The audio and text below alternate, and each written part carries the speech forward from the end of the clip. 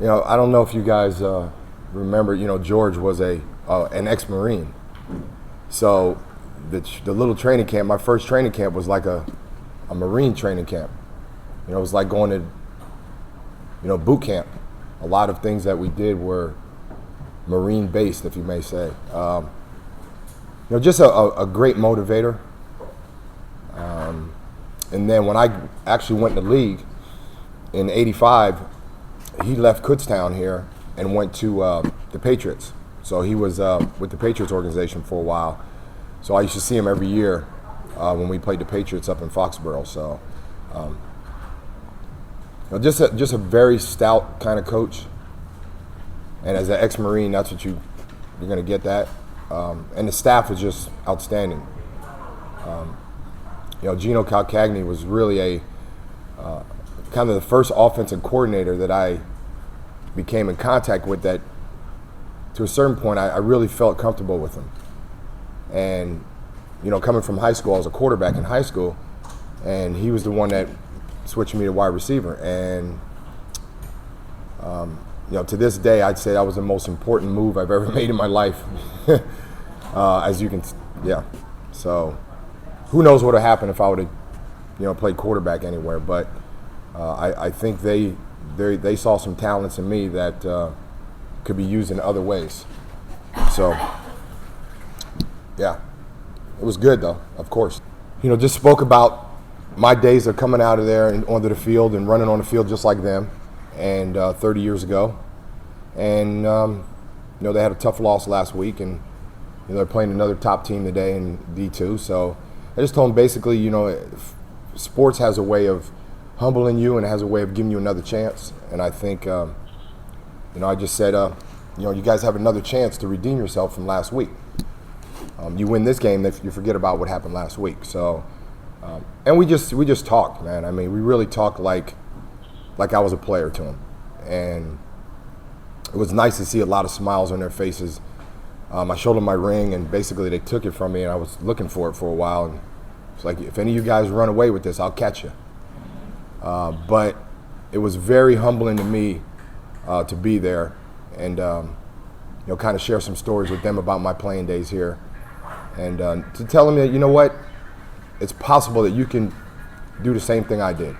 Just hard work and what dedication means to what you want to do in life. And hey, a lot of those kids may not even get a chance to play in the league, but they can be good individuals and good people. And that's probably the most important thing, is that, their time here at the school is, it's going to prepare them for after, whatever they do in life. So, I always thought my life was in, 4 quarters. To me, I kind of put it with a football game. You're little and you play Pop Warner, then you go to junior high school, and then you go to high school, and you go to college. And then afterwards is, whatever happens. Kutztown was the third quarter for me. And, what it means to me to have a field dedicated to me. 30 years ago, I never would have thought that this would happen. I said this yesterday. I said, I could sit in a rainstorm just out there in a rainstorm, and I'd probably get hit by lightning. And, compared to this happening. So, this year has just been a whirlwind of a lot of great things that happened to me this year. And I share it with all my family and friends. There's no doubt about it, this jacket and this ring and my bus in Canton wouldn't be possible without everybody else. And I had a lot of people pat me on the back and, hit me on the top of the head too. And I think, that kept me humble about what I wanted to do. The thing about the Hall of Fame, it's such it's a process, and people outside of it, after about 2 or 3 years, I realized the process of what goes on. And speaking to other guys, like Harry Carson, and some of these guys, actually this year, Claude Humphrey, the guy winning me, Ray Guy, they waited 28 and 23 years respectively. I mean, that's ridiculous, really. And it was 9 years for me, but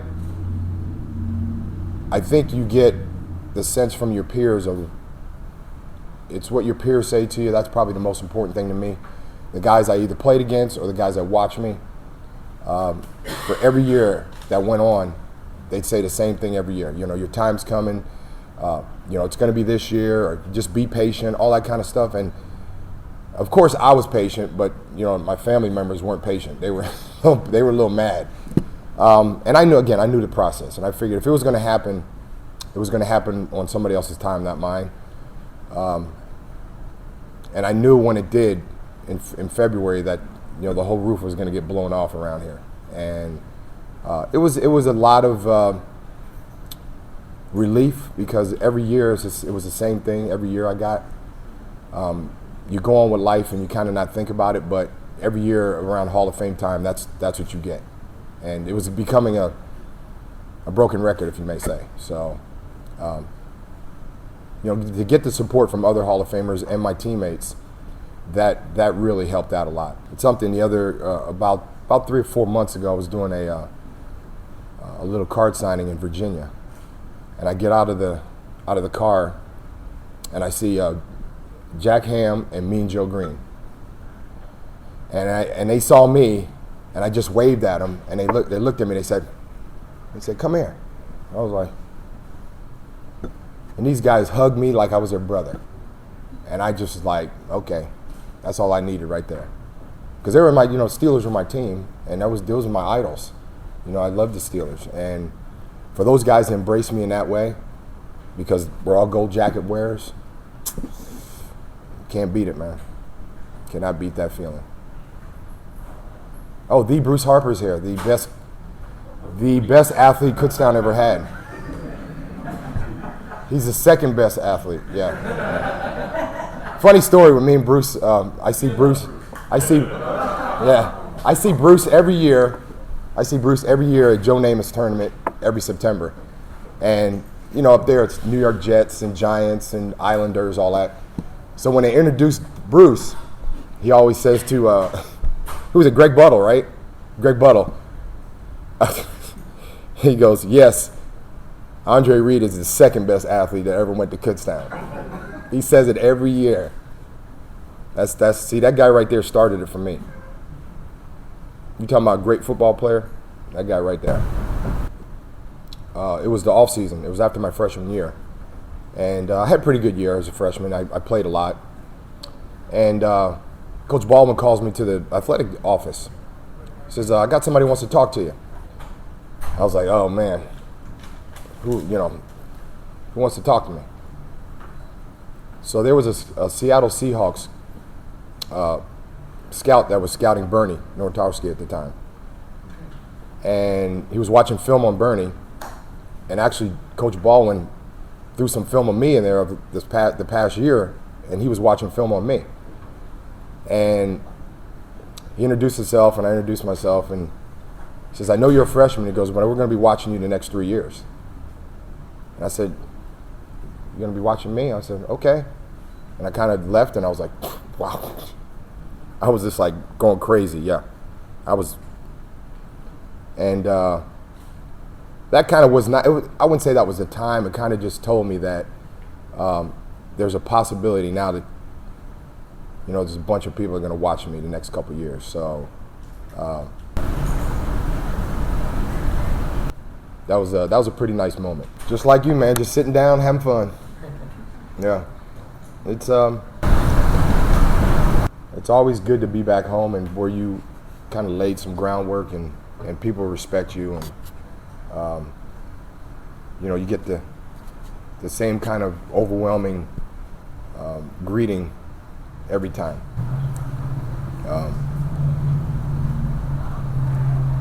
That's a good feeling. I understand you got to meet with the football team. Yeah, yesterday. Last night, was that kind of? It was nice. It was really nice because all those kids weren't born when I was playing here. So, and I was telling him, it just, I just talk like one of their teammates. I said, hey, I'm nothing special. I said, I was on this field just like you. Football's always going to be football no matter what. And I kind of spoke from their perspective of things. And, I'm just as ordinary as they are. So, except when I wear this jacket, I feel a little different when I wear this jacket. It was reel to reel back then. Yeah, sometimes that thing would go and it'd get stuck and, sorry. They'd have to cut it and splice it and all that stuff. So, it isn't as high tech as it is today, definitely. So, we took a lot of selfies with them, and they posted a good one. It was actually the best one I've ever seen. It was a great selfie. Yeah, it was just a lot of fun just interacting with them, and the coaches really kind of let them be themselves and just be loose and all that kind of stuff. It was good to be in that atmosphere. I mean, I saw there was 5 awards there, and I sat there like I was Santa Claus, just picking up awards. I mean, I can't say enough for the university and what the trustees and the president and the board of trustees, the foundation, the Kutztown University Foundation, and they put that together really well. I was overwhelmed with everything. I got a little teary-eyed, and I didn't get like teary-eyed in Canton, but they had bets on me in Canton that I'd cry, but I didn't. So I got a little teary-eyed because it really means a lot, because it's your home. It's your home. It's where where you're from, and to get those kind of awards in front of your people, man, it's pretty nice. I actually went down to Bonner Hall it's like, yeah, that was my room right there. I used to put a speaker in the window, and kids would come down to the dining hall, and I'd be blasting music out there, and they would dance all the way to the dining hall. So that was fun. My dad didn't miss too many games, all the way from Pop Warner to the pros. He was there almost every one of them, and I think Canton was a little tough thinking about that, because I could just see my dad sitting there. He'd be bleaming. That'd be pretty. It was pretty tough, but I got through it, and I didn't think I could. Real tough. Yep. Yeah, he was back and forth. I mean, my mom was back and forth too. So that was probably a lot of families go through that probably. So, but it was good that my brothers played in the PSAC too. And it's such a great league for football. I mean, a lot of kids, and I said to the kids yesterday, I said there's a lot of D2 kids that are playing on NFL rosters right now, and they're impact players. And I said, back when I came out of the league, it was, can you play at the big time? Here now, it's they don't think that way anymore. I think if you can play football, it doesn't matter where you go. You can play. Oh, you know what? I got a tweet the other day. Somebody said that his dad played against me he went to East Stroudsburg, and there was this long tweet, and he said, well, he lined up against you, and he was about 20 yards off you, and you still ran past him.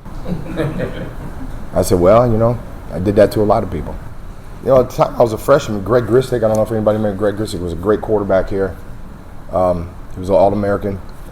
Gary Klein was a junior at the time, so I had two pretty good quarterbacks for 2 years. And again, I lined up everywhere. So just to try to get me the ball, they lined me up everywhere. Good football, though.